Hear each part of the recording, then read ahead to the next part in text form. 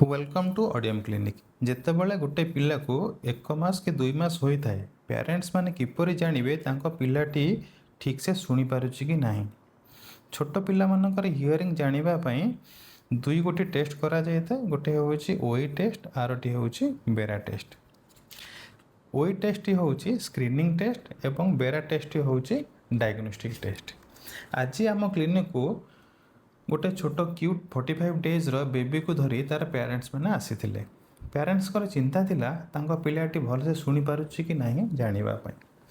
अनेक पेरेंट्स कहते कि मो पिलाटी क्लाप कले शुणी पारुछि, तो तार शुणिबार किछि असुविधा नाही।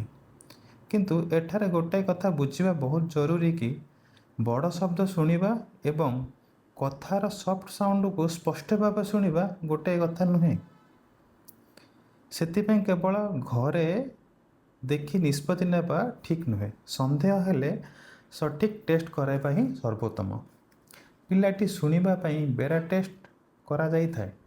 एही टेस्ट संपूर्ण सुरक्षित एवं पिलाटी को कौनसी उत्तर देबाको पड़े नाही। पिलाटी शुईथिबा समय टेस्टा करा जाई थाए। एही टेस्ट द्वारा जना पड़े कि शब्दटी कानरू ब्रेन पर्यंत सठिक भावे पहुँची पारुछि कि नाही। आज ये टेस्ट आम कराई सारिबा परे तांको पेरेंट्स को पचारिथिलु आम टेस्ट सब केमिति लागिला।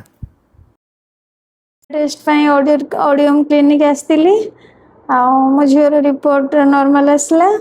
एठिकार स्टाफ माने बहुत भलो, बहुत कोऑपरेटिव, एम्बियंस भी बहुत भलो, सब ठीक ठाक आ।